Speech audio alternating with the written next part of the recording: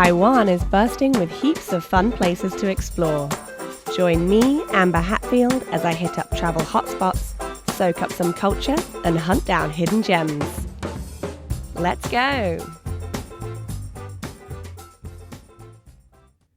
Hi and welcome back to another episode of Let's Go. I'm your host Amber Hatfield. In today's episode, I'm going to be talking to Nick Kembel.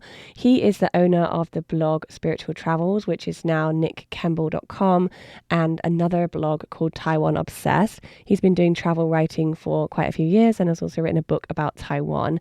So please go back to check out last week's episode if you didn't. In this week's episode, we're going to be talking about his websites, his blogs, and the kinds of travel places that he recommends and other things like that. So I hope you enjoy this episode and let's get into it. We ended up last week's episode talking about his website, and his website is an English travel blog for Taiwan. So it's actually quite hard to find some English information about travel in Taiwan. So his website is really a pearl, a gem for people to find information about traveling in Taiwan. So please go and check that out if you want to. I was interested to talk to Nick about this and his role in the kind of English language speaking tourism space in Taiwan.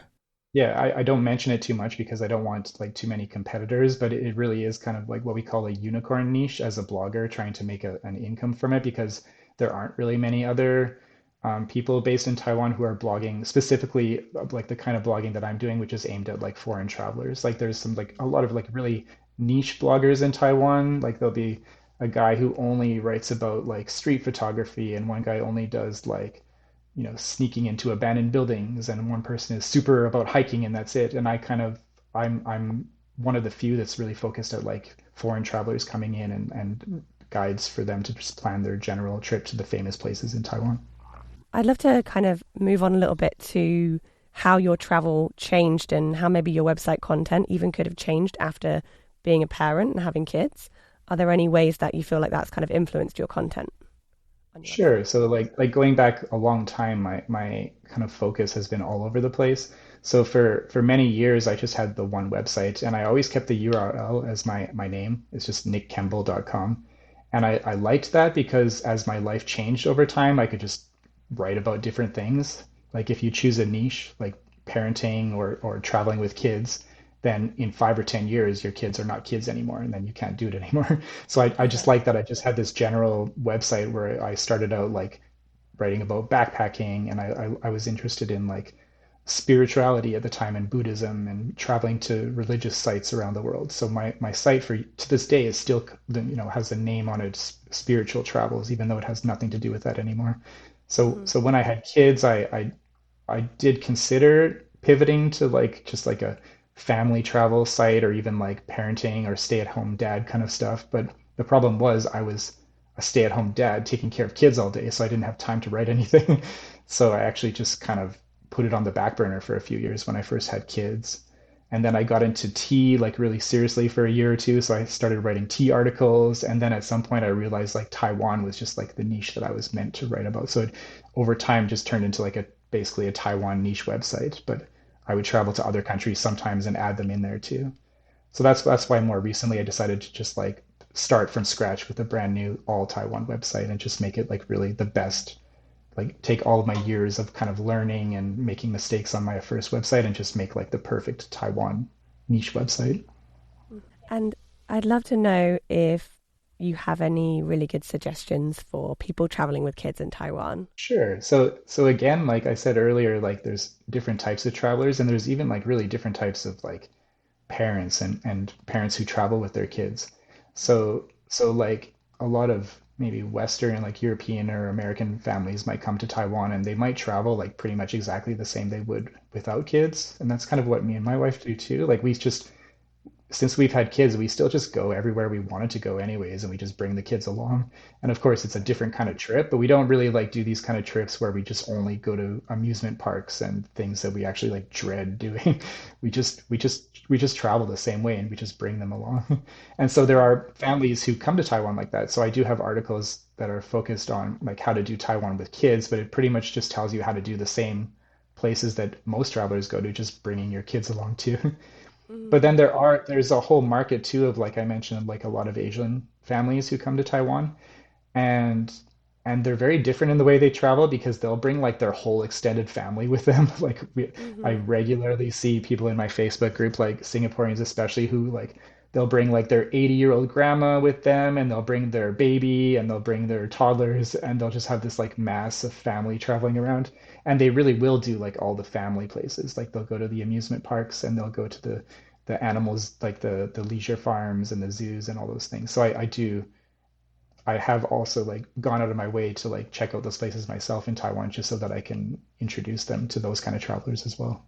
Mm. And of course, my Yeah. kids never mind. My kids come along for the ride and they don't mind doing those fun activities too, of course.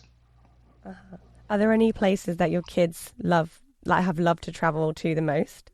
So my kids are like devout cat lovers. Like they just love cats so much. So there's a lot of cat themed places in Taiwan. So I have one article introducing the best cat cafes in Taipei. So my kids like absolutely loved that trip. That was like 2 or 3 years ago. We came to Taipei and we spent like a week just going to all the cat cafes. So that was like bliss for them. And then there's a cat village, Hotong Cat Village, and we've been there like more times than I care to admit, and they Oh, just really? can never get enough of it. Yeah. That's And right cute. now, so now, like kids are always changing too. So like they lived in Taiwan up to the age of like 4 and 5, so they still remember it. And now we go back every year. So every trip we do back, they're at like a different age. And every age with kids is a completely different thing. So every trip is really different with them too. On the most recent trip, so they're like 8 and 10 years old now, and they're only talking about the food. Like when we're in Canada, they're just like, we miss the sushi, we miss the ramen, we miss this, we miss this. So our last trip was just like all about eating. Like they now they Oh, talk the same way me and my wife do. We just like always talk about Taiwanese food. okay. You were talking about the cats before as well, and I wanted to talk a little bit about capybaras because Sure. that's become such a big thing in Taiwan. I noticed that you had an article about that. What do you think about that, and what kind of capybara places have you been to in Taiwan? So that was a surprise for me too. And the first time I heard about it was in my Facebook group. Like I run this group, but I'm not living in Taiwan right now. So sometimes I need to like kind of keep up with trends and what's going on. And one way I can do that is like by having my group because travelers are constantly sharing things and asking about things. And I kept getting this like repeat question of like, where can we see capybaras in Taiwan? And I was like, what? They're not even from Taiwan. But apparently it wasn't just Taiwan too. It was a big thing in Japan as well. But they just took off as like my wife told me that they're so ugly that they're cute, and there's a Chinese expression like "丑的可爱," which means like Uh-huh. so ugly that it's cute, and that's what it is. It's just they think they're cute in like an ugly kind of way. And Mm, so, like, knowing that there was an interest in this, and like I said, I always want to provide information about anything that people want to know about. So I did like a capybara tour on one of my trips where I just went around and went to all these capybara petting zoos and capybara cafes and farms. And then I was very surprised at how chill the capybaras are. Like they're actually mm, just big, dumb rodents, and they're yeah. surprisingly like chill animals. So you can pet them and snuggle with them, and they're just like super chill. Yeah, yeah, it's funny because I feel like it's just sprung up in the recent kind of past couple of years and it's become such a big thing. And you know the elephant trunk rock that was in Yeah. Sunao is now Yeah. broken, right? So it's been kind of Yeah. rebranded as Capybara Rock now. Yeah, I just recently heard about that too, which I think is awesome. Yeah, so funny. So it's really become such a trend. I want to circle back a little bit to you saying that you're quite a meticulous travel planner. And Mhm. I'd love to know if that's always worked out for you or if there's ever been anything that's not gone quite so well with your planning and if you've got any interesting or fun stories about fails, travel I, fails. I I think the meticulous planning kind of came with age because I didn't used to be like that. When I was a backpacker, we couldn't really do that. Like pre-smartphones, all we had was like a Lonely Planet guidebook, and you just like show up at a country, and then half the stuff in the book was outdated, and you just have to figure it out as you went. And then I think it just kind of came with age and like maybe a little bit of anxiety about things going wrong. So I never want things to go wrong, and I always want to like make the best use of the time I do have. So I just like plan the hell out of everything. And I think like just internet and availability of information has made it so easy to plan so much more to the point where like the internet's supposed to help us save time, but it's actually made travel like way more time consuming in the planning phase because now you have to book everything before you get there and you have to research everything. So it's just made things really different. I don't really have any like major travel fail. I think because I plan everything so well, and that's Uh-huh. really like what I'm good at, and that's why I do the job that I do because I'm so good at planning. And like every time I take a trip with other people and I plan everything, and then when we're there, people are always like, everything's going so smoothly, and every restaurant we're going to is so amazing. And I'm like, yeah, that's because I spent like 200 hours planning all of it. But I have, I guess, like a sort of related story. Like you said, travel fail. So going back to, like I mentioned, I spent a year in Taiwan and then I left on a big backpacking trip. And in that trip, I went to some really out there countries. I went to like Lebanon and Syria in the Middle East, and I went to Bangladesh and Sri Lanka and all these like far out countries, and everything was smooth and super fine, and I had no problems traveling. And then I moved back to Taiwan, considered like one of the safest countries in the world. And a few weeks after moving back, somebody broke into my apartment and stole my computer and my hard drive and my digital camera. So I lost like all my history of photography and like all the photos from that trip. And I didn't like in those days we didn't have like cloud storage, so I just like lost like a whole year of like really good photos from all those countries. So it's just like a real shocker because Taiwan is considered so safe, and I just gone to all these like supposedly dangerous countries. So not really a fail, but just like more of like a shocking story. Yeah, I'm very shocked by that actually. I've not really heard of anyone getting broken into or anything like that. Yeah, So, like so you know how in Taiwan and especially in Taipei, like everyone has bars on their windows and even on like higher up floors, and you always kind of wonder like why do they have those? Because hmm. no one's gonna break in. But my room didn't have those bars and somebody did break in. So Wow, okay. Well, my balcony doesn't have those bars, so I hope I'll be okay. I would love to know how you kind of keep going with your website now that you're back in Canada, because obviously you're not in Taiwan all of the time. You said that you take trips back every year, but how do you kind of yeah. manage to keep planning the content and putting out articles and planning trips and things when you're not here? I think because I spent like over 10 years in the country, and for pretty much that whole time, I still never lost that backpacker mentality. So in all those years living in Taiwan, every single weekend and holiday, I was like traveling around the country. And even once I had kids, I was traveling around the country with the kids. And so I in that time, I really amassed like so many experiences. Like most of the places that I still am getting to, like I'm still trying to kind of catch up and write articles about places. A lot of those places I've been to like 5 or 6 times. I've just never managed to like have time to write the article about it. And I have all these photos going back years. And like on top of the just traveling around, like I lived there, I married a local, I learned the language, I lived with a family, so I understand like the culture, and I worked, various jobs there. So I feel like even I could be away for 10 years and I could still never stop having things to write about. And then like the fact that my wife is now here with me here in Canada, my kids are going to a Mandarin bilingual school in Canada. We still eat Taiwanese food every day here. Like we're still kind of living in Taiwan in our heads or in our hearts at least. Like it's still very much a part of our lives. And then we do go back for not just a short trip, but like we'll spend a whole month in Taiwan every year. And Okay. and those trips back really help a lot too in a very different way because when you're living in Taiwan, you just kind of get into it's your daily lifestyles. You're not always like traveling around or visiting places that, travelers want to go to. Whereas when I do a month trip back now, I'm like every single minute I'm there, I'm making use of the time and going, taking my kids around and compiling experiences and pictures. So it's like in 1 month I'll cover like a year's worth of places, and it's always more than enough to keep going. And then just Mm. running the Facebook group too. I'm just every single day I spend 1 or 2 hours in my group answering people's questions, and just the questions they ask force me to stay on top of what's going on. And a lot of times I'll have to do some research or even make a phone call if I have to answer the questions. But what that does is it makes me like hyper aware and on top of what's happening in Taiwan like right now.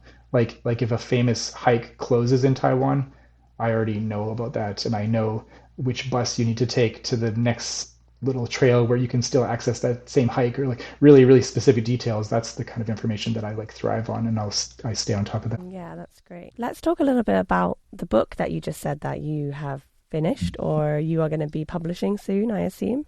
Yeah, so I've mentioned several times how much I love details and my articles are very detailed. but a lot of readers will comment to me that it's like too much. Like it's just like so much information that it's overwhelming. Like not everybody has time when they're preparing for their trip to read like 200 articles and each article is like 5,000 words long. Like it's just too much. And there's so many places in Taiwan, like despite being such a small, like it seems like a small country, there's so many places to visit there and so many cool things to do there. Like it's like one of the reasons it's amazing to live there. I'm sure you would agree. There's just like so much to see and do. It's like never ending. So every article I write about every place makes it sound awesome. So readers complain that I have too much and they keep reading more content and every place they read about makes them want to go there and they're only going for 2 weeks, but it seems like there's like 30 places they have to go to. So the whole point of the book is that it's for like those travelers who don't have time to read all of those details and read all those articles. It's just like a Lonely Planet, but just like shorter and easier to read, and it just gives you like the most crucial information so you can read this book, in a couple days and plan your whole trip based on the information in that book. So it's just like a quick and easy, all of my, best content condensed into just like a simple guide for planning your trip. And will that be in English and Mandarin or just in No, like English? the focus now is totally on visitors to Taiwan. So it's in English, yeah. And it'll be an ebook, and I'm going to be selling that via my website, Taiwan Obsessed. I was all along hoping to publish that on my birthday, which is November 16th.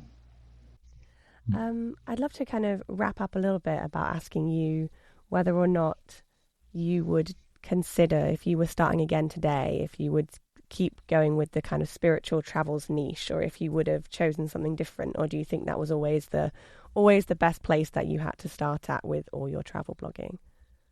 Yeah, so the spiritual thing is something that I haven't really been focusing on for like more than a decade. And I kept that name on my website. It's not even the URL, it's just the name that you'll see on the cover of my website. And I've always just kind of kept that there to just kind of like remember my early backpacking days when that was my, kind of what got me into it in the first place, even though it has like nothing to do with what I write about now. If I had to start from scratch now, that kind of happened during COVID. So during COVID, like everything travel like died. Like travel bloggers just like went from like doing good to just like making zero money. Mm-hmm. And so when that happened, I did try to pivot, which many bloggers were doing that, just like picking a new niche that has nothing to do with travel.